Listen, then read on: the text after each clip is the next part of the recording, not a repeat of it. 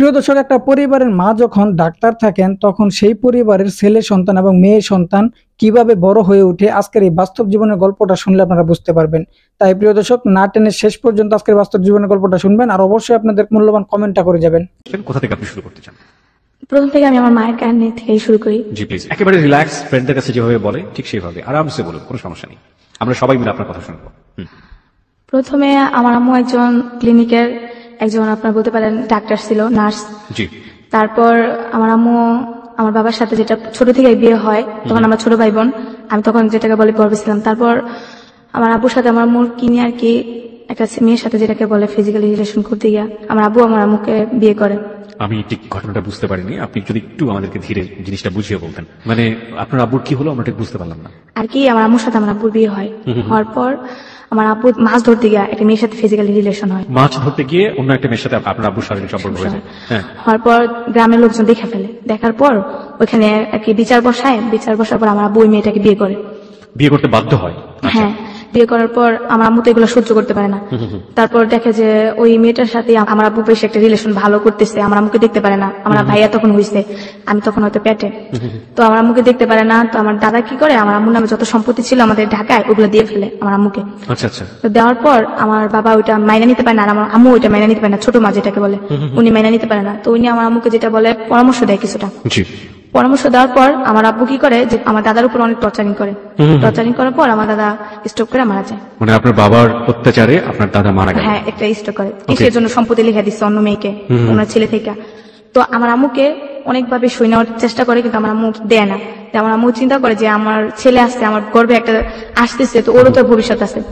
না দেওয়ার কারণে আমার আম্মুকে ওনারা ছাইড়া দেওয়ার হুমকি দেয়। আমার আম্মুকে বিভিন্ন ভাবে টর্চারিং করে, ছেলে দেওয়া, যেমন বাইরের কিছু লোক দিয়ে আমার আম্মুকে টর্চারিং করে। তো করার পর আমার আম্মু এক সময় দেখা যায় যে বাধ্যতামূলক আমার বাবার বাসায় ভাড়া থাকে। পরিচয় দেয় না যে ওনার হাজবেন্ড। আমার ভাইয়াও ডাকতে পারে না যে এটা আমার বাবা, ডাকলে আমার ভাইয়াকে বা মারধর করে আর কি। আমি ঠিক এই জায়গাটা একটু পরিষ্কার হতে চাই, সেটা হচ্ছে যে আগে যেখানে শ্বশুর বাড়ি ছিল ওই জায়গায় সে ভাড়া থাকা শুরু করলো। হ্যাঁ হ্যাঁ, কিন্তু মানুষ জানে তো যে ওনার ওয়াইফ। ভাড়া থাকা শুরু করলো ঠিক বুঝলাম না। আপনার আম্মা তো ওখান থেকে চলে গেলেও পারতো, সম্পত্তিগুলো থেকে নিতে পারতো না, কেন ভাড়া থাকলো? বাইরের দিক দিয়ে বিভিন্ন ভাবে আমার আম্মুকে টর্চারিং করা হয়, যেমন একটা মেয়ের জন্য বাইরে গিয়ে থাকাটা অনেক বেশি টাফ। হ্যাঁ, কোনো লোকই ভাড়া দিতে চায় না, আর আমার আম্মুর এমন কোনো ফ্যাসিলিটি নাই যে অন্য জায়গায় রুম ভাড়া নিবে। তা আমার আম্মুরও আত্মীয় স্বজন যেগুলো আসছে ওগুলো আমার আম্মুকে বোঝে না, টাকার জন্য হেল্প করে যেটাকে বলে। আর আম্মুকে অতটা দেখতে পারে না। তারপর যেটা হয় ভাড়া থাকে, তারপর আমার যেটা বুঝ হয়, আমি যখন হওয়ার পর আমি আমার আম্মুকে যদি জিজ্ঞেস করতাম আম্মু বাবাকে, আম্মু বলতো যে তোমার বাবা নাই, তোমার বাবা মারা গেছে। কিন্তু ভাইয়াও বলতো না যে এটা আমাদের বাবা। তো আমরা ওনাদের বাড়িওয়ালার চোখে দেখতাম। বাড়িটা কার নামে ছিল? বাড়িটা ছিল আমার দাদির নামে। দাদি তখন বেঁচে ছিলেন? হ্যাঁ, দাদি বেঁচে। দাদি কি আচরণ করতো আপনাদের সঙ্গে? ভালোই তো, উনিও আমাদের পরিচয় দিত না যে উনি আমার দাদি, এমনিতে দাদি ডাকতাম, কিন্তু বুঝার পর জানি যে এটা আমাদের আসল দাদি, দাদা দাদি। ওকে, যাই হোক সে প্রসঙ্গে আমরা আসবো। হ্যাঁ, তারপর যেটা হয় আর কি, আমার আম্মু তখন একটা দাবি করে যে ওনার সম্পত্তি ওনাকে দিতে হবে, ওনার মেয়ে হয়েছে, এখন ওনার মেয়ে নিয়ে কোথায় দাঁড়াবে। তো একসময় ওনাকে বলে যে বাড়ি ছেড়ে তুমি চলে যাও। তখন আমার আম্মু বলে যে চলে গেলে আমি কই যাবো, কই থাকবো, আমার তো এখন ছেলে মেয়ে আছে, তুমি আমাকে কিছু না কিছু একটা দেও। তো যেহেতু জায়গা তুমি আম্মুকে অনেক টর্চারিং করে, আম্মুকে মারধর করে, মেরুদণ্ড ভাঙা দেয় পিঠে। আর আমার আব্বু একজন প্রভাবশালী লোক, যেটা বলে নেতা, রাজনীতি করতে। হ্যাঁ, বাবার উপরে কেউ আবার কথা বলতো না। তো আমার আম্মুকে অনেক মারধর করার পর আমার মামা, ছোট মামা, ওনাকে বনসই দেয় যে আমার আম্মু আর এলাকায় কখনো আসবে না, আমার আম্মুকে নিয়ে দূরে চলে যাবো, আর কখনো এই এলাকায় আমার আম্মু ডিস্টার্ব করবে না ওনাতে। তো তারপর আমার আম্মু এটা মেনে নিতে পারে না। আচ্ছা, যে সম্পত্তিগুলো আপনার দাদা লিখে দিলেন আপনার মাকে, সেগুলো কি দলিলপত্র কাগজপত্র আপনার মার কাছে ছিল? বাট মারধর করার পর ঘরে যত জিনিসপত্র ছিল ওরা নিয়ে গেছে, আমাদের বের করে দিচ্ছে। তারপর আমি তখন বুঝি, প্রায় আমার বয়স, এটা মনে 2002 সালে কিংবা 3 সালের ঘটনা। পরবর্তীতে আপনার মার কাছ থেকে আপনি শুনেছেন? হ্যাঁ, মারধর যখন করছে সেটা আমার মনে আছে যে আমার আম্মুকে মারছে। তখন আপনার বয়স কত ছিল? কত যেটাকে বুঝে একদম অল্প বয়স, 5 থেকে 6। দেখেছিলেন আপনি ওই সময়? দেখছিলাম যে আমার আম্মুকে ঝাড়ু দিয়ে পিটাইতেছে, আমার আম্মু অনেক মোটা ছিল, আর আমার আম্মু চুল পায়ে পর্যন্ত পড়তো। আমার আম্মুকে চুল ধরে চুল কাইটে দিতেছে, আমার আম্মু চুল, এই চুল নিয়ে মানুষের দেখাবে এগুলা। আর আমার আম্মু কিন্তু যেটা বলে মহাখালী শিশু ক্লিনিকে MBBS একটা ডাক্তার ছিল। তারপর আমার আম্মুকে বলে যে তুই কোনো জায়গায় কর্ম করে খাবি, ওই সুযোগটাও তোরে রাখবো না। বড় বড় কাঠের জিনিস ওইগুলো দিয়ে আমার আম্মুকে অনেক মারধর করে, কেউ যে ফিরাই বলেও পারে না। তো আমি ওটা দেখে আমি আমার খালার গাইকে নিয়ে আসছি যে খালাম্মা আমুরে মন বাড়িওয়ালা মারতেছে। পরে আমার খালামা যায় চলে, আমার খালামা আমার ছোট মামা নিয়ে যায়। ছোট মামা এগুলো শুই না, বলে যে ও তো পাগল হয়ে গেছে, ওর মেন্টালি সমস্যা আছে, ওরে আমরা নিয়ে যাবো, আপনি একটা বন শুই দেন, আমরা যেভাবে ওকে নিয়ে যাবো। পরে বলে হ্যাঁ নিয়ে যেতে পারো, তোমাদের বোনের এক শর্ত আছে, তোমাদের এই এলাকার জন্য কখনো দেখি না, আর তোমার বোনের জন্য এই এলাকায় কখনো দেখি না, আর যদি দেখি তাহলে তো বুঝোই কি করতে পারি আমি। তারপর ওরা কি করে যে বন শুই আমার আম্মুকে নিয়ে আসে। নিয়ে আসার পর ওরা আমার আম্মু কোথায় থাকবে, আমার আম্মু এগুলো মাইনে নিতে পারে না যে আমি এত কিছু করে আমি কেন সম্পত্তির অধিকার পাবো না, আমার ছেলে মেয়ে তো ওদের। তো আমার আম্মু কি করে থানার সাহায্য নেয়। থানার লোকরা আসে, তো আমার আব্বু কিছু টাকা দেয় ওনাদেরকে, আমি যেটা শুনছি আমার খালাম্মার মুখে থেকে। টাকা দেওয়ার পর চলে যায় পুলিশরা, আর এটা নিয়ে বেশি একটা ঘাটাঘাটি করে না, বলে যে তুমি এগুলো করো না, তোমার সমস্যা করতে পারে, আমরা তোমাকে সবসময় পাহারা দিতে পারবো না, দেখা গেছে তোমার হাজবেন্ডের লোক এসে তোমাকে ডিস্টার্ব করতে পারে, তখন কি করবা? তো আমার যেটা সৎ মা, উনি আমার আম্মুকে ডাইকা নিয়ে যায়, নিয়ে আমার আম্মুর সাথে ভালো কথা বলে, হ্যাঁ তোমাকে জায়গা জমি এগুলো আমি ব্যবস্থা করে দেবো, তোমার কোনো সমস্যা হবে না। তো উনি কি করে যে কিছু তাবিজ তোমার যেগুলো বলে পাগল করার মতো কিছু, ওগুলো আমার আম্মুকে খাওয়াই দেয় মাংসের সাথে। তারপর আমার আম্মুর সাথে সাথে আইসা একা একা হাত নাড়ায় নাড়ায় আন্তাজি মান্তাজি কথা বলে, আর একা একা কোরআন শরীফ পড়ে, মানে কিরকম জানি একটা হয়ে গেছে, এক ধরনের পাগলামি। ছেলে মেয়েদেরকে দেখতে পায় না, কাউকে দেখতে পায় না, মানুষের সাথে কেমন খারাপ আচরণ করে, আর আমার নিয়ে ঘরে থাকে না। ওকে, প্রিয় শ্রোতা, এই পার্টে আপনাদের সবার দৃষ্টি আকর্ষণ করছি আমরা রিয়েল লাইফের একটা ছোট্ট পার্ট এরকম, যেখানে অনেক বেশি প্রশ্নবিদ্ধ হতে পারে, যুক্তি একেবারে নাও খাটতে পারে, but this is a part of life. যেমন আমরা অনেক সময় ভূতের অনেক ধরনের গল্প শুনে থাকি, যেটা কারো কারো কাছে একেবারে আজগুবি, কারো কারো কাছে কোনো যুক্তিকতাই নেই, কারো কারো কাছে বৈজ্ঞানিকভাবে প্রমাণিত না। এই যে ঘটনাটিও বললো তাবিজ কবজের ব্যাপারটি, সেটাতে বিশ্বাস অবিশ্বাস করা একান্তই আপনার ব্যক্তিগত ব্যাপার, কিন্তু এটা জীবনের একটা অংশ। বিশ্বাস করবেন কি করবেন না সে বিষয়টি আপনার উপর আমরা ছেড়ে দিলাম, কিন্তু আমরা আমাদের জায়গা থেকে জীবনের গল্প যেহেতু প্রচার করছি, সুতরাং ও যেটা ফিল করেছে সেটাও বলার অধিকার রাখে, সুতরাং ওটাও বলবে। হ্যাঁ, তারপর যেটা হয়, আম্মু আমার বাসায় থাকে না, তো আমার ভাইয়া তখন ধরেন 10-12 বছর, আমরা এক ভাই এক বোনে। তারপর আমার আম্মু কি করে, আমাকে নিয়ে দৌড়াদৌড়ি করে, রাস্তায় দৌড়ায় যায়, অনেক দূর দূরে দৌড়ায় জায়গা, আর আমি যদি হাত ছাড়ি আমাকে হাত ছাড়ে না, আমাকে গলা টিপা ধরে, আমার বুকের উপরে দাঁড়ায় থাকে, আমাকে অনেক মারধর করে। আর আমি খালি বলতাম, আম্মু তুমি এটা কি করতেছে, তুমি কি পাগলামি করতেছে নাকি, আমি এগুলো বলতাম, আমি ডরে আম্মুর কাছে যাইতাম না। তারপর আম্মু আমাকে নিয়ে যেত, আম্মু আমাকে খুব লাইক করতো, মানে মানসিক ভাবে ঠিক ছিল, একটা রান্না বান্না বলেন, গোসল করেন, সব দিক দিয়ে ঠিক, কিন্তু একা একা কথা বলতো। এরকম করতে করতে আমার ভাইয়া আমার আম্মুকে আর কেয়ার করে না, আমার ভাই আমার ছোট খালার কাছে চলে যায়। একটু জানতে চাই, আপনার ভাইয়ের সাথে আপনার বয়সের ডিফারেন্স কত? আমি আমার ভাই 7 বছরের ছোট। ওকে, হ্যাঁ, তারপর যেটা হয় যে আমার ভাইয়া গাড়ি লাইনে ডিউটি নেয় আমার মামার খালের বাসায় গিয়ে।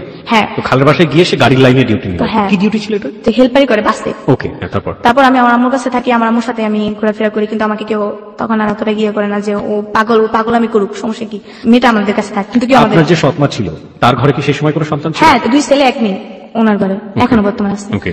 তারপর যেটা হয় যে আমার আম্মু আমাকে নিয়ে যায়, রাস্তায় থাকি আমরা, থাকা জায়গা নেগা। 2004 সালের কথাটা আমার মনে আছে, তখন একটা গ্যাঞ্জাম হয়। রাস্তায় কিভাবে থাকলেন? দেখা গেছে কোনো দোকানে সাইডে আমরা প্রথমে বসে থাকতাম, আম্মু বসে থাকতো, আম্মুর কোষে যেটাকে বলে, আম্মুর কোষে আমি মাথা দিয়ে রাখতাম, আম্মু আমাকে কাপড় দিয়ে ঢেকে রাখতো, ঢেকে আমরা শুয়ে থাকতাম। আর আমার মনে আছে খুব শীতের দিন ছিল, তখন কি হইতো যে আম্মু আমাকে নিয়ে একটা দোকানের সাইডে আম্মু শুয়ে থাকতো, শাটারের ওই সাইডে আমি শুয়ে থাকতাম, আম্মু বাইরে শুয়ে থাকতো, আম্মু আমাকে জড়াই দিয়ে কাপড়ের ভিতরে পেঁচাই নিয়ে শুয়ে থাকতো, আম্মু সাইডে শুয়ে থাকতো। কিন্তু আমার ফ্যামিলিটা ওরা ভাবতো না যে মেয়েটাকে আমি রাখি বা ওরে এক ঘরে বন্দি করে রাখি, কোনো সময় করতো না, আমার ফ্যামিলি দিকে একটা কেয়ারই করতো না। তারপর এইভাবে আমরা রাস্তায় থাকতাম, আমার ভাই দেখলে আমাদের সাথে দেখা করতো না, কথা বলতো না। আমার আম্মু আমার ভাইকে খুব লাইক করে, ভাই কি বলবো, এতটাই লাইক করে যে আমার ছেলে আমার ভাইয়ের খুব লাইক করে। আমার ভাইয়ের কিছু হইলে আমার মনে হয় আম্মু খুব টেনশন করে, আম্মু বলে যে তোর ভাইয়ের দেখে আসি এটা। তো আমরা রাস্তায় ঘুরতে ঘুরতে একদিন দুপুরবেলা বনানি আইসা ফুটপাতে চা বেছে, চা খাই আমার আম্মু আর আমি। তো আমার ভাইয়াকে দেখি যে বাসের ভিতরে যে ডাক দেওয়া লোক নেয় না, তো আমার ভাইয়া ডাক দেওয়ার লোক নিতেছে, আমার ভাইয়ের আমি দেখে যাইবার করে ডাক দিই, তো ডাক দেওয়ার পরে ভাইয়া দাঁড়ায় দেখা ও আর কথা কয় না। আপনার ভাইয়ের নাম ছিল জাহিদ? হ্যাঁ। তো দেখে আমার বলতেছে তোরা এনে, পরে আমাকে ভাইয়া মায়ের দেখতে চাইছে, তোমার মায়ের কাছে দাও। মায়ের কাছে গিয়ে আমার এখন সময় নাই, 16 টাকা দেয় আমার আম্মুরে।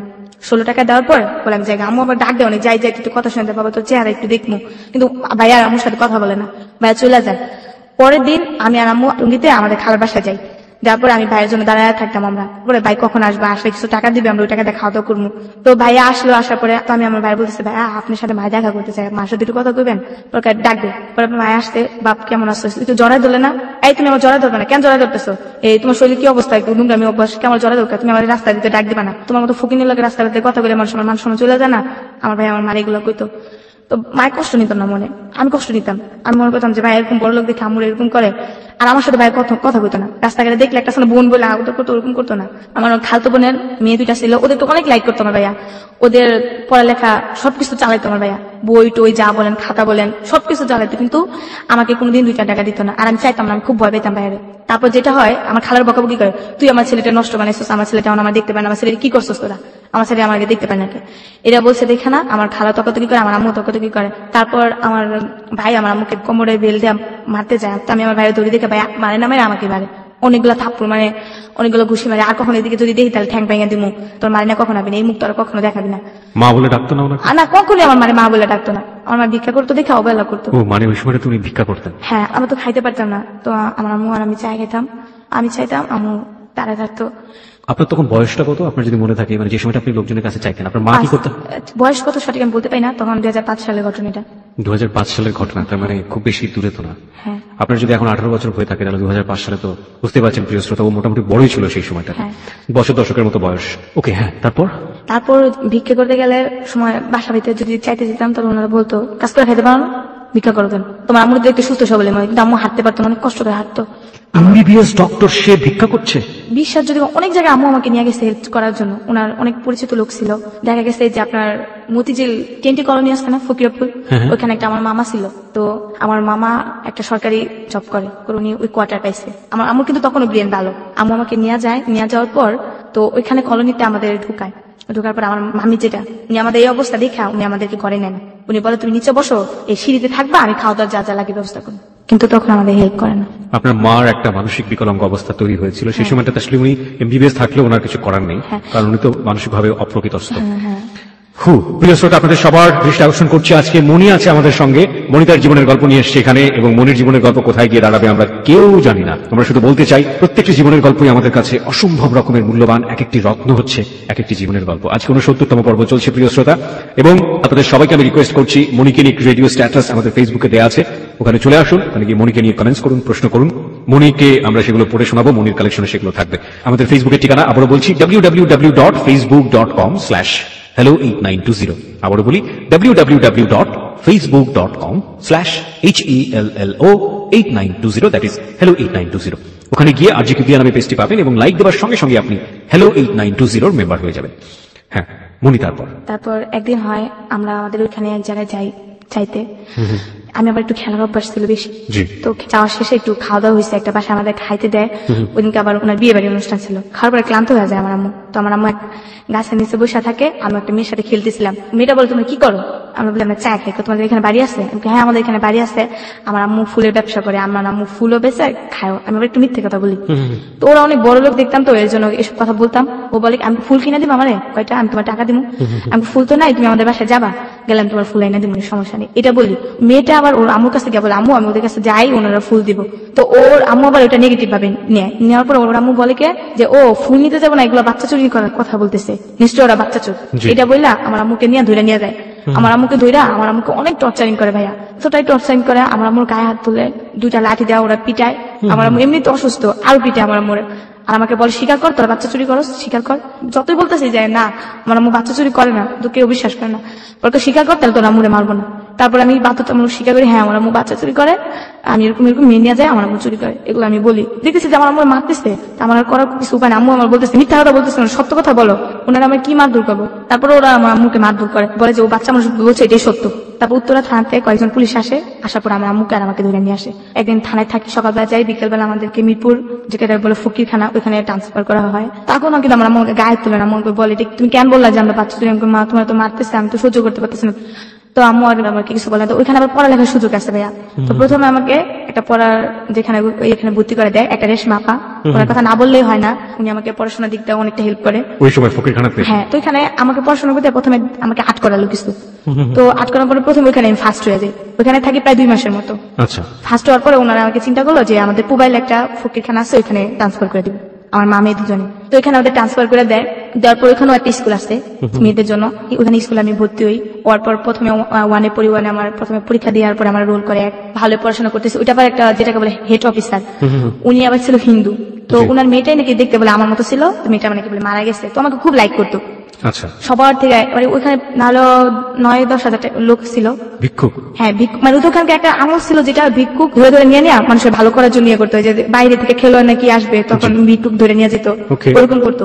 তো ধরে না আমি আবার পড়াশোনা ভালো করতাম। তো ওইখানে যেটা একদিন বৃহস্পতিবার দিন একটা মিটিং হয়, হওয়ার পর প্রশ্ন করে মেয়েদের যে মেয়েদের সবচেয়ে পর্দাশীল কি জন্য মেয়েরা পর্দাশীল করে, যে উত্তরটা দিতে পারবা তার জন্য সারপ্রাইজ আছে। তখন প্রথমে বললাম যে মেয়েদের সবচেয়ে পর্দাশীল হচ্ছে মেয়েদের মাথায় কাপড় দেওয়া, আর একটা ছেলের সামনে যাওয়া না, যে একটা নিজের একটা যেটা ওয়েট, মাথায় কাপড় দেওয়া, চলাফেরা সবসময় ভদ্রভাবে নম্রভাবে থাকা। তো এই কথাটা বলার পরে স্যার এটা গুরুত্ব সহকারে নেই। তখন আমাকে একটা পুরস্কার দেয়, যেটা সাবান, প্রতি ফার্স্ট আমার পুরস্কার সাবান, একটা সাবান পাই বিদেশি। তো সবাই আমাকে মানে ওই হুন্ডার ভিতরে নাম হয়ে যায়, মনি পুরস্কার পাইছে, খুব খুশি লাগছিল। তারপর ওইখানে আবার 16 ডিসেম্বর দিন খেলা হইতো, সবগুলা খেলায় নাম দিই। তো আমি বিস্কুট খেলাতে প্রথম হই, ছবি আর্ট করাতেও প্রথম হই, আবৃত্তি পাঠ করাতে আমি সেকেন্ড হই, তারপর আপনার গান করাতে সেকেন্ড হই।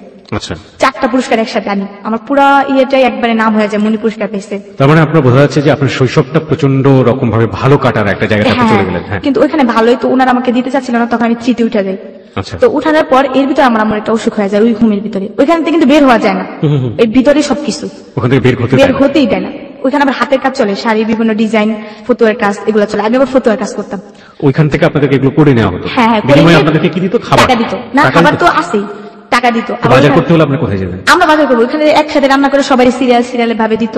আচ্ছা, টাকাগুলো কি করতেন আপনারা? আর আমরা যে টাকা, ওই টাকা হাতে রেখে দিতাম। তারপর দেখা যাচ্ছে একটা দোকান আসছে আপনার, ওখান থেকে কি কেউ ভালো হয়ে তাকে ছেড়ে দিত পরবর্তীতে? ভালো তো হইতেই দিত না। যেমন আপনাকে ধরে নিয়ে গেছে, তো আপনার একজন আত্মীয় স্বজনের মাধ্যমে আপনাকে আসতে হবে ওইখান থেকে। ওইখান থেকে আপনার হেড অফিসে যাইতে হবে তেজগাঁ থেকে আপনার বনসই করে ওইখান থেকে ছাড়াই নিয়ে আসতে হবে আত্মীয় স্বজনের মাধ্যমে। আর যদি মেয়ে থাকে, দেখা গেছে মেয়েদেরকে আপনার বড় একটা ভালো চাকরি দিয়ে শেষ পর্যন্ত বিয়ে বের করে দিবে। তারপর আমার আম্মু একটা প্রচন্ড রাখার ওষুধে পড়ে যায়, পাতলা পায়খানা যেটাকে বলে। ওইপর আমার আম্মুকে ডাক্তারে নেওয়া ট্রিটমেন্ট করা হয়, কিন্তু আমার আম্মু ভালো হয় না। তারপর আমার আম্মুকে কি করে, জিজ্ঞেস করে যে তোমার কেউ আসে নাকি। আমার আম্মুকে ঠিকানা বলতে বলে। আমি বলি আমার আম্মু ততটা ইয়ে নেই, আমার চট্টগ্রাম আসছে। আমি বলছি টঙ্গী, যেটাকে একটা ঠিকানা আছে নিরসপাড়া বললাম। বলার পর উনি ওই ঠিকানা অনুযায়ী আমার খালাম্মার বাসায় গেল। আমার খালাম্মা এই 2 বছরের ভিতরে নাকি অনেক বিশ্রাইছে আমাদের, বাট কোনো খবর পাই নাই। তো যখন আমার খালাম্মা শুনছে, তখন আমার খালা আর আমার মামি আসছিল। তো আসার পর আমার খালা মামি এসে আমার দেখছে যে আমার আম্মু খুব অবস্থা খারাপ। ও এর ভিতরে যেটা হয়, আমার আম্মু একদিন ড্যানিশ খেতে চায়।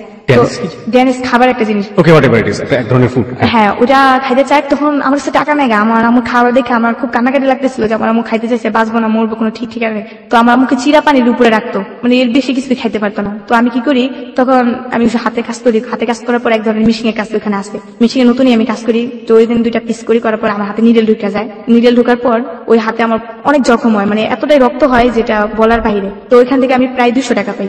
200 টাকা পাওয়ার পর ওই টাকা দিয়ে আমার আম্মুর জিনিস কিনে আনি, কিছু ওষুধও কিনি। তা ওষুধ কি, যেমন বাইরে কিছু স্টাফ আছে, স্টাফদেরকে বললে উনি বাইরে থেকে জিনিস আইনা দেয়। আচ্ছা, তো স্টাফদের কিছু ঘুষ দিতে হয়। তো স্টাফদের বলছি, বলার পর স্টাফরা অনেক কিছু আনছে। আনার পর আমার খালা মামি ওরা দেখতে আসলো। তো আসার পর আমার মামিরে দেখে তো আমি খুব মানে ইয়ে হয়েছে, আমার একটা আত্মীয় স্বজন আসছে। তো ওরা বললো যে আপনাদের বোন নিতে পারেন, কিন্তু মেয়েকে আমরা দিব না। তো বললো কেন? মেয়েটা অনেক ভালো স্টুডেন্ট, মেয়েটার ভবিষ্যৎ আমরা নষ্ট হতে দিব না। কারণ আপনার যেটা শুনছি, ওর বাপ মা কেউ নাই, মা থেকেও নাই, মা একজন অসুস্থ, জানি না কি করবে মেয়েটার বয়সে। তো আমরা চাই ওকে দিব না, ওকে আমরা ভালো কোনো জবে দিয়ে দিব, আমরা মেয়েটাকে দিতে পারবো না। তো আমার আম্মু বলে আমার মেয়ের সাথে আমি কখনো যাবো না, আমার মেয়ে বাঁচতে হলে মা মেয়ে একসাথে বাঁচবো, আর মরতে হলে আমরা মা মেয়ে 2জনই মরবো। আমাকে ছাড়া তো আমার মাকে বাঁচানো সম্ভব না, একমাত্র আমি আমার আম্মুকে দেখি। তো আমার খালারা বললো যে না দেখেন স্যার, ওনার তো শেষ সম্বল ওনার মেয়েটাই, তো একটা দেখুন একটা ইয়ে করেন। তো স্যারের আমাকে দিতে চায়নি, কারণ ভালো একটা স্টুডেন্ট, ছাড়েদের একটা খুব ভালো একটা ইয়ে হয়ে গেছে। এই যে ফকিরখানার বর্ণনাটা আপনি দিচ্ছেন, এই ফকিরখানাটা কোথায়? এটা কুবাইল চৌধুরী পাড়া। কুবাইল চৌধুরী পাড়াতে এটা একটা ফকিরখানা? হ্যাঁ। এটা কি সরকারি? হ্যাঁ, সরকারি। ওকে। তারপর যেটা হয়, ওরা আমার আম্মুকে, তারপর ওরা তেজগাঁ যায়। এই ফকিরখানার নামটা কি আপনার মনে আছে? আমি ফকির, হ্যাঁ, ফকিরখানা, হ্যাঁ, চৌধুরী পাড়া ফকিরখানা। ওকে। তারপর আমার আম্মু আর আমাকে নিয়ে আসে ওইখান থেকে, ট্যাক্সিটা ওরাই ভাড়া করে দেয়। তারপর ওরা বলে দেখেন মেয়েটার ভবিষ্যৎ নষ্ট হইতে দিয়েন না, যদি কোনো সমস্যা পড়েন আপনারা আমাকে জানাবেন, আমরা মেয়েটা যা কিছু করার করবো, তারপর মেয়েটার ভবিষ্যৎ নষ্ট হইতে দিয়েন না। তারপর যেটা হয়, রোজার মাস আমার আম্মুকে ট্যাক্সি কাপ করে আমাদের নিউজ আনে। তো রাখবে কোথায়? আমাদের খালা একজন আপনার ছেলে নিয়ে থাকে, আমার ভাইয়াও থাকে, 2 ছেলে নিয়ে ধরতে গেলে থাকে। তো ওইখানে আমাদের উঠালো। আমার আম্মু তো প্রায় বিছনায় পড়া। তো আমার আম্মুকে মানে বাঁচার কোনো কায়দাই নেই। আমার আম্মু ওই যে একটা কেন উসুকি পড়ে গেল আম্মু। আর আমার আম্মু তো সবসময় বড় লোকের তো বলতেই পারেন যে ভালো পরিবেশে থাকা অভ্যাস, এগুলো আর কি ওনার সহ্য হয়ে গেছে। তারপর একটা মানে এতটাই অসুস্থ হয়ে গেছে যা বলার বাইরে। তারপর আমার আম্মুকে চিকিৎসা করানো হয়নি, আম্মুকে ভালো করে গোসল টোসল করে ভালো কিছু খাবার দাবার করাইতে দিল। আমি আমার আম্মুর সেবা যত্ন করতাম। তো রোজার মাসে যেই শুনছি আমরা আসতে, আমার ভাই আর আসেনি আমাদের দেখতে, আমার ভাই চলে গেছে। বুঝি নাই, কোথায় আসলো আপনার ভাই? মানে আমাদের তো নিয়ে আসলো, আমার ভাই গাড়িতে ছিল। থাকার পর আমার খালামাতে শুনছে, খালামার বাসায় গেছে। কোথায় নিয়ে গেল আপনাদেরকে? আমাদের নিয়ে গেছে আমার ছোট খালার বাসায়। আর ওইখানে আসছে আমার মেজু খালার বাসায় গিয়ে বললো যে তোর আম্মু আসছে, তুই তোর আম্মুকে দেখতে। আপনার ভাই থাকতো মেজু খালার বাসায়, আপনার গেছেন ছোট খালার বাসায়, রাইট? ছোট খালার বাসায় থাকতো আমার ভাইয়া। তো আমার ভাইয়া গাড়ি চালাইতে গেছে, তো ওই দিনকে নামছে গাড়ি থেকে। আমার পর সরাসরি আমার মেজু খালার বাসায় গেছে। মেজু খালার বাসায় যাওয়ার পর মেজু খালা বললো যে এমন তোর মা আসতে, এমন এমন জায়গা থেকে আসছে। তারপর এই কথা শুই না, ও আর আমাদের দেখতে আসেনি, ও ওই দিক দিয়ে চলে গেছে। চলে যাওয়ার পর আমরা তো বাইরে দেখবো, আমার আম্মু কত আশা বাইরে দেখবে। তো ভাই আর আসেনি। তো আমরা বসে আসি, আসে না খবর নেই, 2-3 দিন চলে যায় আর আসে না। খালামা আমাদের অতটা কেয়ার করে না। খালামা ছোট খালা করে তো করে না, মানে কিরকম হেলা করে। হ্যাঁ, এরকম করতে পারছে। আমার মা আবার এক কথা সহ্য হয় না। আমার আম্মু খুব একটা ধরতে পারে রাগী লোক, অনেক রাগী, খুব জিদি। ওনার একটা কথা বলে ওনার সহ্য হয় না। তো ওনার কথা যে সারা জীবন কামাই করে তোদের খাইছে, এই বিপদে সুন্দর যদি আমার না দেখেছো আমি কোথায় যাবো। তারপর আমার আম্মুকে অত ইয়ে করে না। তো আমার আম্মু কি করে, ঝগড়া করে ওদের সাথে। সুস্থ হয়ে যায়। সুস্থ হওয়ার পর বের হয়ে আসে, তারপর আবার আমরা এই যে রাস্তায় থাকা শুরু হয়ে যায়। রাস্তায় থাকি, আম্মুর সাথে বিক্রি করি, এখানে ওখানে থাকি। আপনাদেরকে কি তাহলে ওই ফকিরখানা থেকে বেরিয়ে করে দিল? হ্যাঁ। আপনাদেরকে এক পর্যায়ে ফকিরখানা থেকে বের করতে চাচ্ছিল না, আবার আম্মার অসুখের কারণে আপনাকে শেষ পর্যন্ত আপনাদেরকে খালার বাসায় দিয়ে আসলো। আচ্ছা, তারপরে আপনার যেটা হলো যে ওইখানে আপনার আম্মু ঝগড়া করলো, ঝগড়া করার পরে হলো না, ওখানেও এক ধরনের টানাপোড়েনের লাইফ, এবং শেষ পর্যন্ত আবার সেই ভিক্ষার জীবনে ফিরে গেলেন। হ্যাঁ। তারপর যখন বিক্রি করতাম, যেটা হয় আম্মু বিক্রি করতাম, আমার খুব শরম লাগতো। টঙ্গী বাজার, আমরা নিচে থাকি। তবে যেসব লোকরা দেখছে ওদের সাথে ইচ্ছে হলে আপনি ফোনে যোগাযোগ করতে পারেন, সমস্যা নেই। তারপর আম্মু থাকতো, আম্মুর সাথে চাইতাম। তো আবার রাত হলে, দিন হলে আম্মু চাইতো, আম্মুর সাথে চাইতাম। আম্মু ঘুমাইতো দিনে। কিভাবে চাইতেন আপনারা? কিভাবে চাইতাম যে কিছু সাহায্য করবেন। আম্মু আবার আমাকে শিখাই দিত এইভাবে, আমাদের কিছু সাহায্য করবেন। তো উনি বলতো কি সাহায্য করবো? হ্যাঁ, আমরা অভাবে পড়ে আসছি, এরকম এরকম। এক ধরনের মিথ্যা কথা তো অনেক সময় ভিক্ষা করতে গিয়ে বলতে হয়। আমার আম্মু মিথ্যা কথা বলতো না, অনেকে আসছে না জিজ্ঞেস করতো। তো এক পদে আমাদের টঙ্গীর মেয়র আজমতুল্লাহ, উনি একদিনকে আমাদেরকে ভিক্ষা দেখে আমার আম্মুকে চিনে ফেলে। আম্মুকে দেখা সিকিউরিটি দিয়ে ঢাকায় নিয়ে যায়। আম্মুকে দেখা বলে তুমি এই জায়গায় কেমনে আসলা, এভাবে কেন, এরকম কেন তুমি? তো উনি দেখে আম্মু এগুলা বলে। আম্মু আবার এক পর্যায়ে তুই তুই করে বলে, দেখতেছিস না তোদের কারণে আমাদের এখানে, মানে আম্মু এক পর্যায়ে ওদের কেমন জানি। আমি চিন্তা করতেছি একটা মেয়র, যেটাকে বলে চেয়ারম্যান, উনি আম্মুর সাথে এইভাবে কথা বলতেছে, আম্মু এইভাবে কথা বলতেছে, একটা অবাকের বিষয় না? তারপর দেখলাম একসময় আম্মুকে বলার পর আম্মুকে বলে হ্যাঁ তোদেরকে আমি হেল্প করবো, কিছু টাকা দেবো। তখন আমাদের কি করে 500 টাকা দেয়। তারপর বলে অমুক দিন আসবি, তোদেরকে আমি একটা রুম নিয়ে দেবো, তোদেরকে হেল্প করবো। তারপর যেটা হয়, একদিন বৃষ্টির সময়, খুব বৃষ্টি, মানে এতটাই বৃষ্টি, আমি আর আম্মু বসে থাকি। বৃষ্টির সময় থাকতেন কই আপনারা যখন ভিক্ষাটা করতেন? সারাদিন আমরা জায়গায় জায়গায় গিয়ে বিক্রি করতাম। উত্তরা, নিউজপাড়া, টঙ্গী, এগুলাতে বিক্রি করতাম। বেশিরভাগই উত্তরা যেতাম, কারণ উত্তরা আমি না টঙ্গীতে করতাম না, কারণ আমার কিছু বান্ধবী ছিল যেটা নিউজপাড়া। আমার আম্মুর সাথে চাইতে সময় আমার খালামার বাসায় যখন যাইতাম না, তখন আমার বান্ধবীগুলো আমি দেখতাম না। ওরা যখন মার্কেট করতে আসতো না, রাত্রে আমার দেখতাম আমি ভিক্ষা করতেছি না, দেখলে না ওরা আমাকে পরে শরম দিত, তুই ভিক্ষা করস, তোদের সাথে আমি কথা বলবো না, তোদের সাথে দেখতে আমার মানে আমাকে শরম দিত। এক পর্যায়ে আমি খুব শরম পাইতাম, এই জন্য আম্মুরে নিয়ে আমি দূরে দূরে যেতাম না, দূরে দূরে বিক্রি করতাম আমরা, কিন্তু কাছে করতাম না। তারপর রাত্রে শুয়ে থাকতাম আম্মুরে নিয়ে। তো এক সময় দেখা যায় টঙ্গী বাজার, বাজারের মধ্যে। হ্যাঁ, বাজারের মধ্যে শুয়ে থাকতাম। সমস্যা হতো না কোনো? আসলে একটা যুবতী মেয়ে, যুবতীও না, একটা ছোট মেয়ে বলতে পারেন, তখন আমি সাবালিকা হইনি যেটাকে বলে। দেখা গেছে এক সময় শুয়ে থাকতাম। একদিন যেটা হয়েছে, তখন আমের সিজন, তখন আমরা চাইতে গিয়ে প্রায় অনেক আম পাইছি, আমাদেরকে অনেক আম দিচ্ছে। তো আমরা বলতেছি এই আমগুলো পুজা যাবো গা, কি করবো? তো অফিসে গার্মেন্টস লোক আসছে না, তা আম্মুর আমি বলতেছি আম্মু এই আমগুলো আমরা এক কাজ করতে পারি, যে আমি বিক্রি করি, কিছু টাকা হইলেও কিন্তু আমরা খাইতে পারবো দুপুরে। কয় কি করবা? তুমি তো রাতে ঘুমাও না, তুমি এখানে শুয়ে থাকো, আমি তোমার এখানে বসে বসে আম বিক্রি করি। তা আম্মু আবার আমাকে খুব কেয়ার করতো, মানে কোথাও যাইতে দিত না, মানে যাইতেই হলে না আম্মু পারমিশন নিত, আর আম্মুর সাথে যেত, বলতো যে পোলাপান ভালো। আমাকে অনেক বুঝাইতো। আর আমার আম্মু কি করতো জানেন, আমরা যে লাইব্রেরি গুলাতে বিক্রি করতে চাইতাম না, লাইব্রেরি দোকানটা না, আমরা আম্মু চায় নিত, আমাকে একটা বই দিবেন, আদর্শ লিপির বই, আমাকে একটা কলম দিবেন, আমার মেয়েটাকে আমি পড়াবো। আর আরবির দোকানে যাবো, বলতো যে আমাদের একটা কায়দা দিবেন, আমার মেয়েটা আমি পড়াবো। তো আমার আম্মু আমাকে, যখন রাত্রে আমার অনেকটা সময় দোকান বন্ধ হয়ে যায় না, তখন আমার আম্মুকে দেখে দেখে আমাকে পড়াইতো। আমিও পড়াশোনায় মনোযোগ দিতাম, আম্মু পড়াইতো, আমি পড়তাম, আমার হাতে লেখা শিখাইতো। সারাদিন ভিক্ষা করতেন, রাতের বেলায় চাওয়া বইগুলো নিয়ে আপনাকে পড়াইতো। তো আমার আম্মু বলতেছো তুমি আম্মু ব্যস্ত, তুমি এই পড়াগুলো মুখস্থ করো, আমি একটু ঘুমাই, রাত্রে আবার ঘুমাইতে হয়। তো আমি আম্মু শুয়ে আসতে আমি আম বিক্রি করতেছি। তো এক গার্মেন্টসের লোকরা আবার কিনতাম, তখন আমি দাম বেশি ছিল, গার্মেন্টসের লোক দেখা যাচ্ছে 10 টাকা 20 টাকা দিয়ে কিনে নিত। তো আমাদের 50 টাকা পেয়েছিলেন কিভাবে এগুলো বিক্রি করা? চাইতাম আমার আরো দোকানে গিয়ে চাইতেন। হ্যাঁ, আরো 2 দোকানে চাইলে না আবার ওরা দিত, দিলে দেখা যাচ্ছে অনেকগুলো আম দিত, যেগুলো খাইতাম তো খাইতাম, আর যেগুলো থাকতো ভালো ভালো ওইগুলো বিক্রি করতাম। আচ্ছা, বিক্রি করে তারপর যেটা হইতো যে ওরা এগুলো কিনা আমাদের প্রায় প্রতিদিন না হলেও 60 টাকা 70 টাকা এরকম হইতো। তো হইলে আম্মু আর আমি ওইগুলা দিয়ে দিনে হয়ে যেত। তো ওই দিনকা পড়াশোনা মানে অনেকটা পড়লাম, পড়ার পর আমাকে আমি ঘুমিয়ে ধরছে, আমি ঘুমাবো।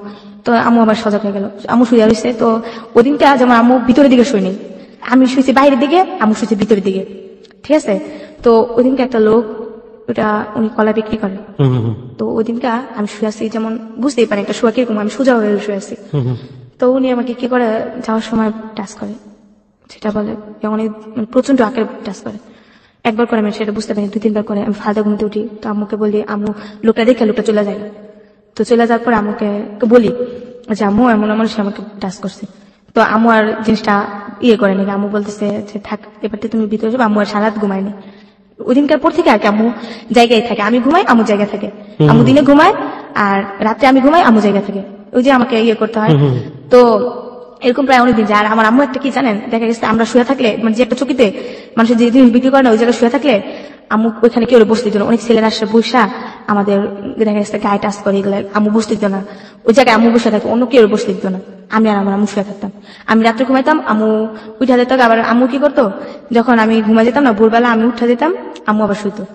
শোয়ার পর আবার এরকম করতাম। তো এরকম করতে করতে একদিন যায়। তো একদিন কি হয়, আমি নদীতে গোসল করতে যাই। তো আমরা রাত্রে কি করি, যেটা হয় আমরা তো এক কাপড় 2-3 দিন পুরা থাকতে হয়, কাপড় চোপড় পাল্টানোর মতো কোনো কাপড় চোপড় নাই আমাদের। ও এর ভিতরে একটা ঈদ আইসা পড়ে।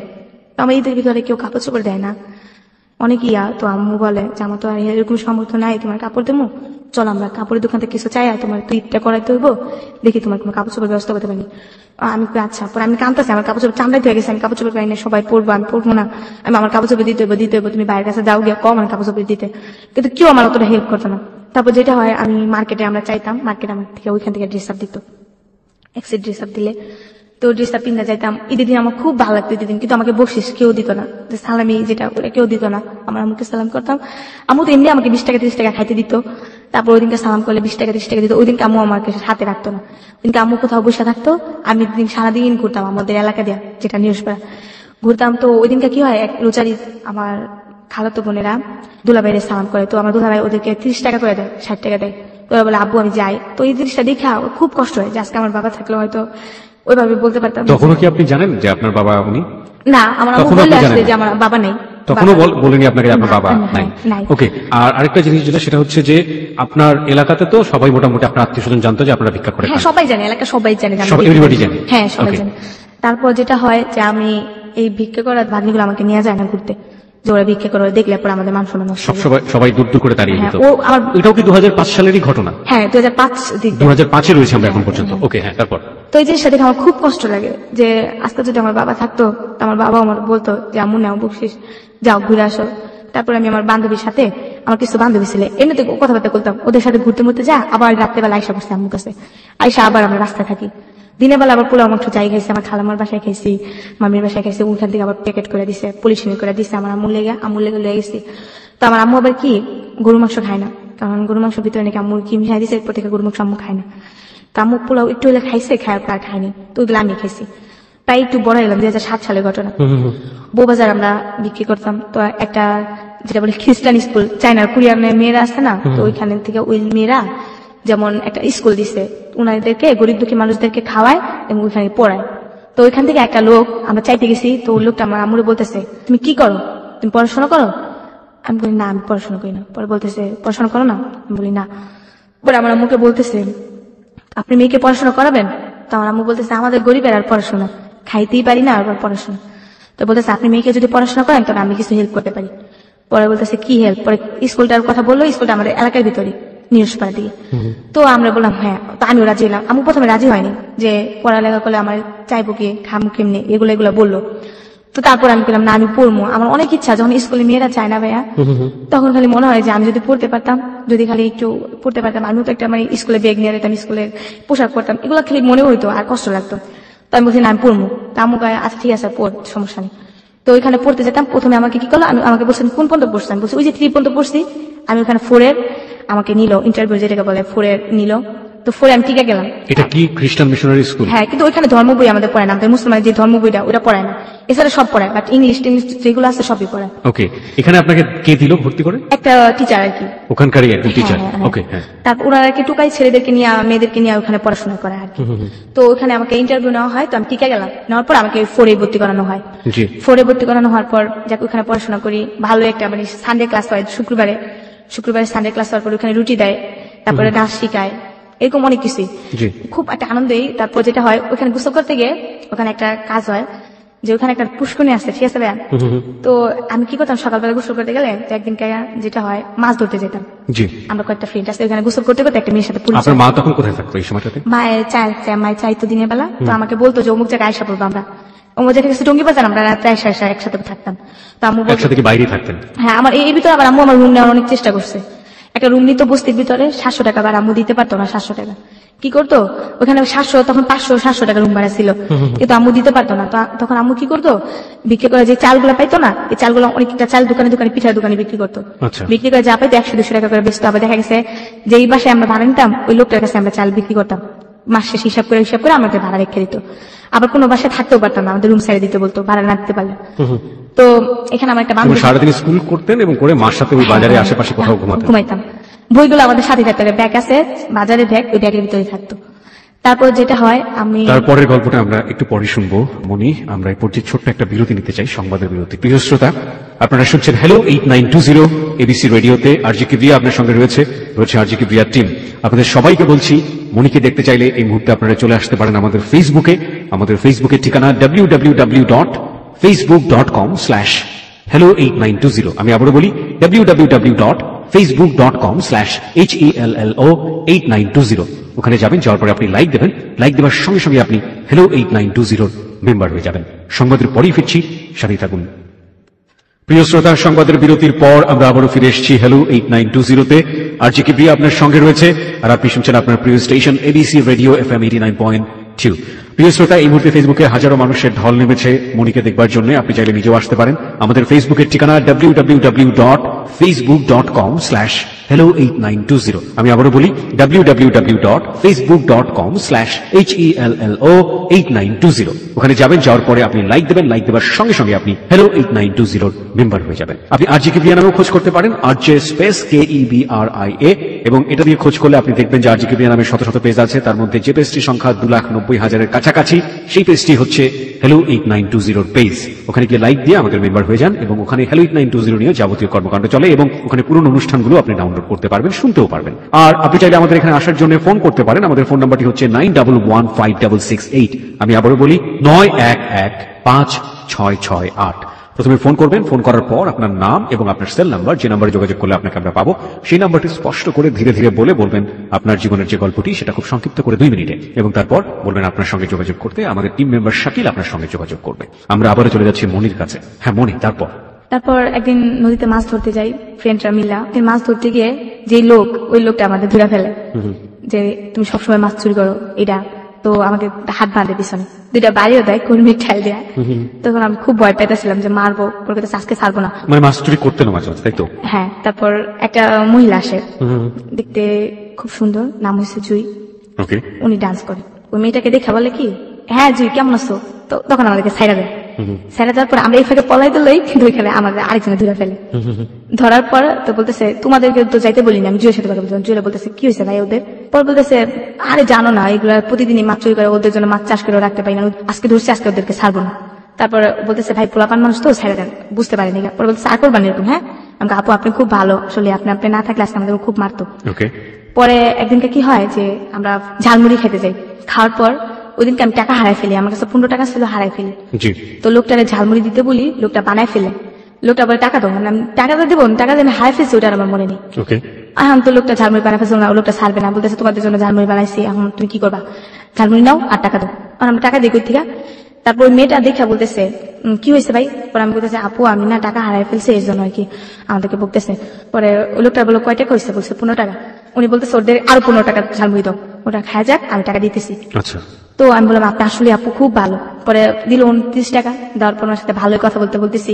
তখন উনি আমাকে ডাক দেয়, ডাক দিলে ওনার যত কিছু লাগে আমি কিনাই না দিই। উনি সিগারেট খাইতো, উনি আমাকে টাকা দিত, আমি সিগারেট এনে দিতাম।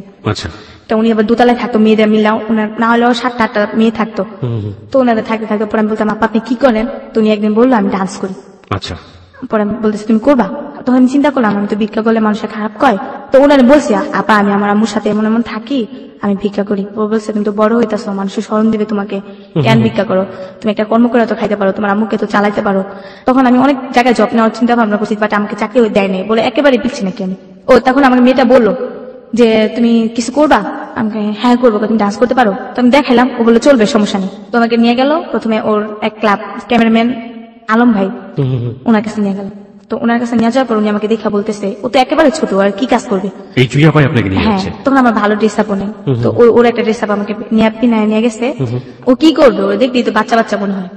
তো বলতেছে কিছু না আলম ভাই, আপনি খালি বললেন যে ডান্স করবে আর ও আমার অ্যাসিস্ট্যান্ট হিসাবে থাকবে। আমি সেটা জানি না, আমি জানি যে আমি ডান্স করবো, আমি কি একটা আনন্দ ভিতরে আছি, আমি ডান্স করবো। পরে এই কথা বলার পর ও বলে আচ্ছা ঠিক আছে চলবে, সমস্যা নেই। আলম ভাই বলে এই জুইটা আসলে কে ছিল?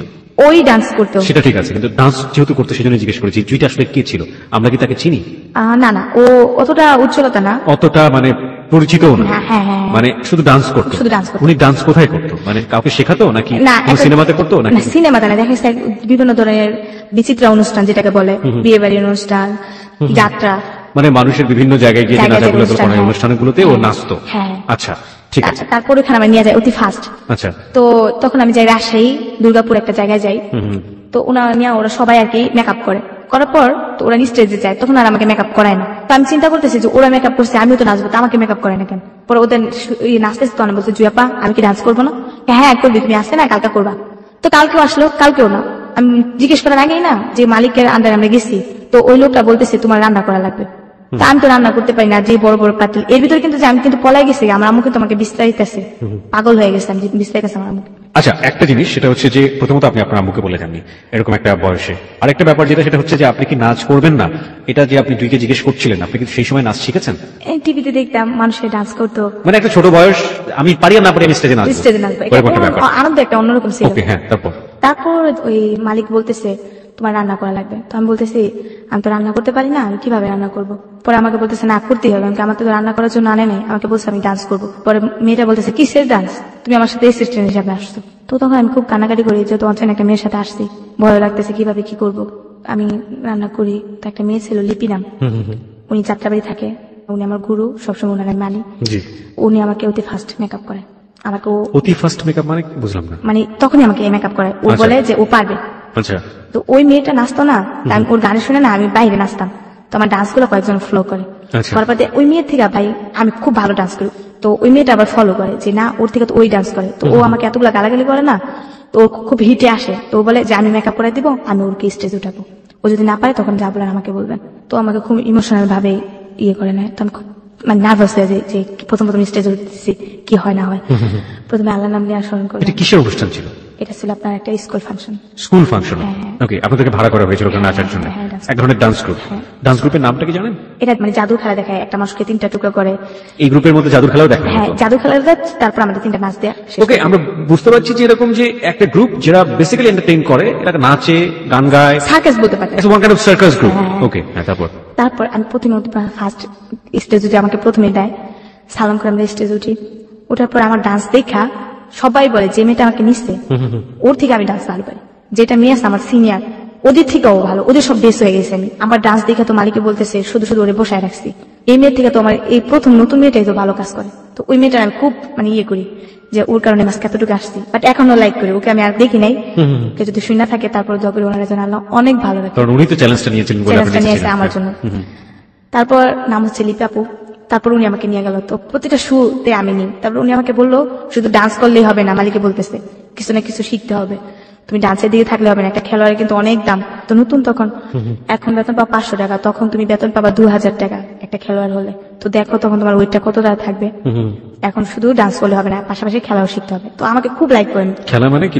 সার্কাস খেলা? হ্যাঁ। ওকে, প্রথম দিন আমাকে একটা খেলা দেয়, স্টেজ থেকে অদৃশ্য হওয়ার খেলা, এবং এর মধ্যে আপনি আপনার মার সাথে কোনো যোগাযোগ নাই? না না না।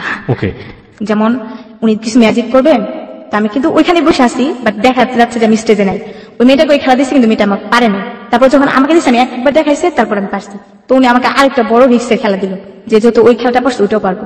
প্রথম খেলাটা কি ছিল? স্টেজ থেকে অদৃশ্য হওয়া। আর পরের খেলাটা কি ছিল? 6 ফুট শূন্যের উপরে ভেসে থাকা, একটা সন্ন্যাসী খেলা আমাকে দিল। ওকে, মেকআপ টেকআপ করে আমাকে সন্ন্যাসী রূপে ইয়ে করলো।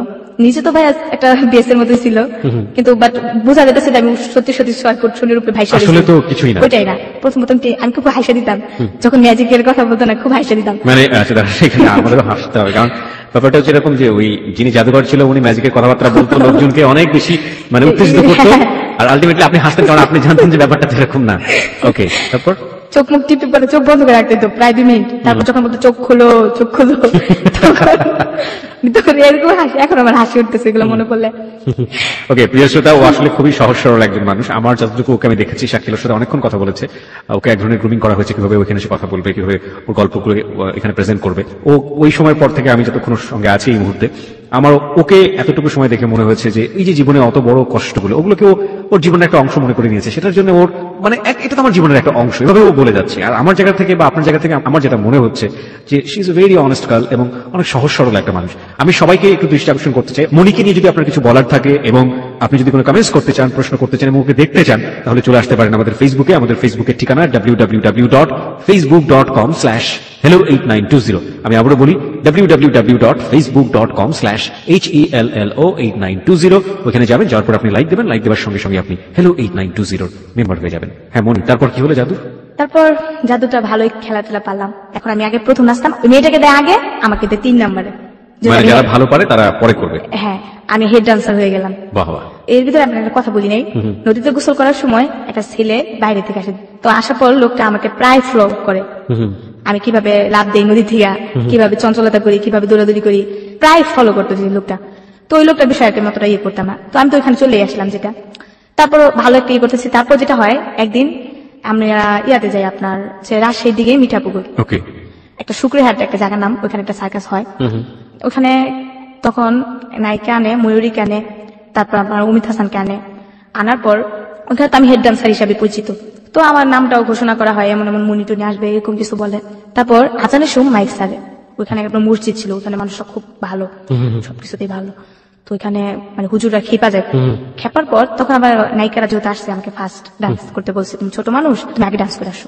তো সাউন্ড সিস্টেমের একটা ছেলে, আজাদ নাম, ওর না বললেই হয় না, ও আমাকে লাভ করতো, সেটা আমি বুঝতে পারতাম না। তো তখন আমি ডান্স করতেছি, লোকজন ভালো হয়েছে, টিকিট কেটে আসছে। ডান্স করার সময় হঠাৎ করে কেমন জানি একটা বোতল আসছে না, ওইটা আমার দিকে ফিক্কা দিল কে জানি। তো দেওয়ার পর আমি অতটা খেয়াল করিনি, তারপর আমি ডান্স করতে আসছি। সাউন্ড সিস্টেমের লোকটা আমাকে ইশারা দিয়ে বলতেছে, তুমি চলে যাও, উপরে ভাঙচুর দিতেছে। তারপর আমি খেয়াল করিনি, আমি যাইতাছি। তারপর ডান্স করার পরে একটা লোক একটা বোতল দেয়া আমার চেহারার ভিতরে মারে, ওটা আমার একটা পুরোপুরি কপালে লাগে, অনেকটা রক্ত হয়। যখন লাগে কপালে থেমে দেখে চায়, দেখি যে পুরা লোক ঢুইকা টিন টুন ভাঙচুর, লোকজন যাইতেছে এটা। ওইখানকার কমিটিরাও মনে করেন যে মেয়ে নিয়ে টানাটানি করতেছে, মেয়ে নিয়ে জঙ্গলে নিয়ে যেতেছে। আমি তো পুরো মানুষ কিচ্ছু বুঝি না। তারপর যেটা হয়, পিছনে কিছু ঘটনা রেখে আসছি, এখন মনে পড়ছে। এর ভিতরে আমি কিছু ফ্রেন্ডের সাথে আমার দেখা হয়, আমার কিছু বান্ধবী। আমি যখন রাস্তায় থাকতাম, কুতুত খেলতে খেলতে ওদের সাথে পরিচয়, 3টা বান্ধবী। পরিচয় হওয়ার পর ওই বান্ধবীরা আমাকে বলে যে এভাবে কতদিন ওরা খারাপ ছিল ভাইয়া, যেটা খারাপ মানে কি বোঝাচ্ছে? খারাপ কাজ করতো, মানে এক ধরনের প্রস্টিটিউশন। হ্যাঁ, রিলেশন করতো। তো ওইটা আমি আবার জানতাম না। তো ওরা খুব টাকা ভাঙতো, এতটাই টাকা ভাঙতো, আমাদের ঝালমুড়ি হয়তো আমাকে টাকা পয়সা সব দিতে হেল্প করতো। আমার আম্মুর সাথে রাস্তায় থাকতাম, শরম করতো, মাকে না বইলা ওদের সাথে রাত্রিকে থাকতাম। কোথায় থাকতেন? ওদের বাসা ছিল? ওদের বাসা কেমন, 2টা মেয়ে 3টা মেয়ে একসাথে থাকতো, ওদের সাথে রাত্রে থাকতাম। এর ভিতরে ওর সাথে তো রিলেশন হয়। এর কয়েকদিন আগে আবার আমার আম্মুর সাথে যখন আর কি আমি চা খেতে যাই, একটা মেয়ের সাথে পরিচয় হয়। মেয়েটার নাম মিতু। তো মেয়েটা আমার সাথে দেখা, মেয়েটার আমার সাথে কিছু কথা বলে, আমি বলি। আমি আবার ভাইয়া কি একটু আদরের, যেটা বলেন লোক বেশি, যে আমাকে একটু আদর করে বেশি, এখনো আমি ওর কাছেই যাই। তো মেয়েটা আমাকে, আমি আপনাকে একটু থামাচ্ছি, 2টা বিষয় একটু পরিষ্কার করে আমরা এই জায়গাটায় আবারও ফিরে আসবো। ওকে, একটা হচ্ছে যে আপনি আপনার মার কাছ থেকে প্রথম যেদিন না বলে চলে গেলেন, তারপরে আপনি কতদিন পরে আপনার মার কাছে ফিরে গিয়েছিলেন? ওইটা যে প্রোগ্রামে গেছি প্রায় 2 মাস পর আমি আমার 2 মাস পর? তার মানে আপনি এখন আপনার আম্মুর কাছে ফেরেননি? এই যে গল্প বলছেন তার মধ্যে এইসব ঘটনা ঘটে যাচ্ছে, আপনি এখনো ফেরেননি আপনার মার কাছে? না, মানে আমি তো প্রোগ্রামে তো গেছি, এগুলো হচ্ছে পিছের ঘটনা, তখন আমার কাছে থাকি। পিছের ঘটনা আপনি যেটা বলছেন সেটাকে আমরা যাবো। আমি একটু প্রোগ্রাম থেকে আপনার মার কাছে ফিরতেছি, আপনার মা তখন আপনাকে কি রিঅ্যাকশনটা করলো ওটা জানাটা জরুরি। 1 2 নাম্বার হচ্ছে ওই যে ঘটনাটা ঘটলো, বিশেষ করে যখন আপনার স্টেজে যেটা মারলো, ওই সময়টাতে আপনি তারপর আপনাকে সেভ করলো কিভাবে, আপনি কি করলেন? ও সেভ করছে যেটা মালিক আসা, তখন ময়ূরী আপা বলতেছে, এই হিরণ শাহ, মানে মালিকের নাম। ময়ূরী মানে কোন ময়ূরী? নায়িকা ময়ূরী আপা, আমাদের সিনেমার নায়িকা ময়ূরী। হ্যাঁ, ময়ূরী আপা। উনিও এইসব পারফরমেন্স, এইসব উনি স্টেজ প্রোগ্রাম করে। ওকে, উনি কি আপনাদের লিডার ছিলেন ওই মুহূর্তে? লিডার বলতে কি, উনি একটা নায়িকা মানুষ না, উনিও তো ডান্স করার জন্য উঠছিল, ওনাকে দেখতে জন্য টিকিট কাটছিল, সার্কাসে আসে না এখন। ও, সবাই ওনাকে দেখার জন্য টিকিট কাটছিল ওইটাই। তো ময়ূরী আপা খুব ভালো, যেটা আমি ওনার সাথে চললেই বোঝা যায় যে উনি কোন ধরনের। ময়ূরী আপা এই হিরণ শাহ, তোর মেয়েদের কাকে সেভ কর, মেয়েদের তো টাইনা নিয়ে যেতেছে, 2টা মেয়ে অলরেডি টাইনা নিয়ে গেছে, ওই যে জুই ও আরেকটা মেয়েকে টাইনা নিয়ে গেছে অলরেডি, 2টা গাড়ি মনকে ভাঙচুর করছে ওনার। তো ময়ূরী আপার ড্রাইভার ফোন করেছে, আপা কি করবো, গাড়ি তো ভেঙে ফেলতেছে, কি করবো? বলতেছে তুমি গাড়ি নিয়ে একটু সামনে যাও, আমি আসতেছি। তারপর ময়ূরী আপা ওইখানকার এলাকার যেটা রংপুর, এখন মনে হচ্ছে রংপুর, যেগুলা মিঠাপুকুরের যে পুলিশগুলো আসছে ওনাদেরকে ফোন করে, ওনারা অবশ্য আস্তে আস্তে একটু লেট হয় আর কি।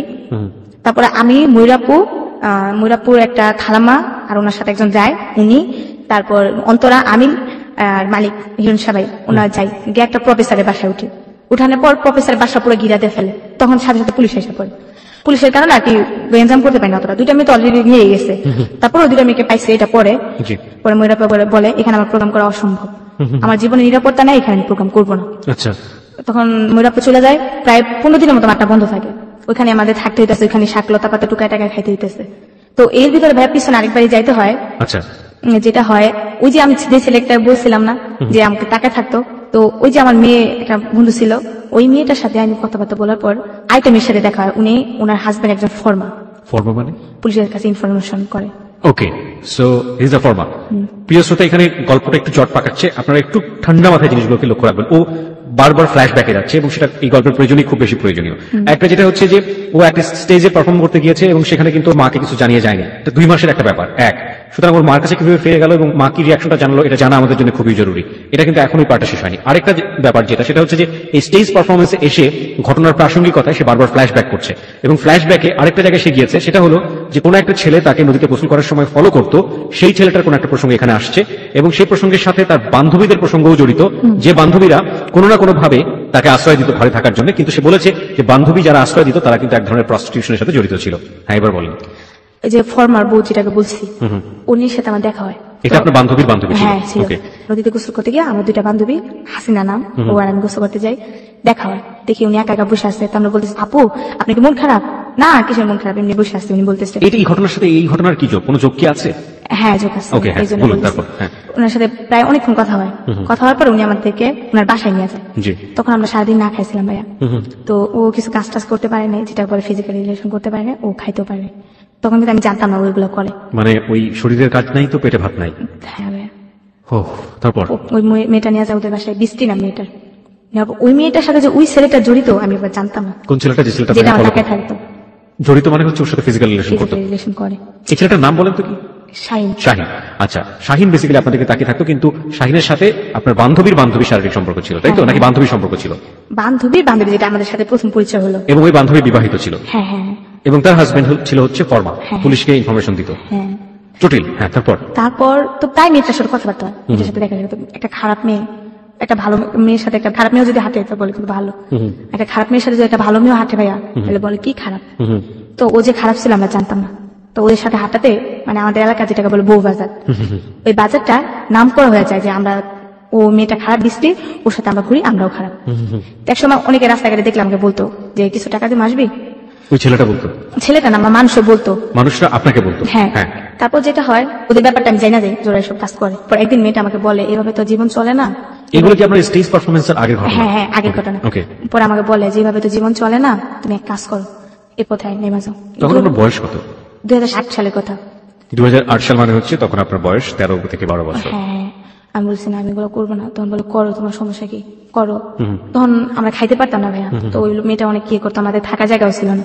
তো এর ভিতরে কিন্তু আমার মার সাথে আমি কথাবার্তা বলি না, ওদের সাথে থাকি। আমার সাথে দেখলে আমার সাথে কই, আমার সাথে কই আম্মা আমি এনে থাকি, আম্মা তুমি এনে থাকো, রাস্তায় আমার শরম করে, এগুলো বলতাম। আম্মা আবার আমার দিনের বেলা দেখা যেত, রাতের বেলা আমি ওদের সাথে থাকতাম, আমার কিছু বলতো না। তো পরে মেয়েটা, ওই যে ছেলে, ওই ছেলেকে কয় তুমি এগুলো করবা? আমি কই না, আমি এগুলো করবো না। করো, দেখ বাস্তবে অনেক কিছুই করে মানুষে। তারপর আমি রাজি হয়ে পড়ে ওই ছেলেটার সাথে।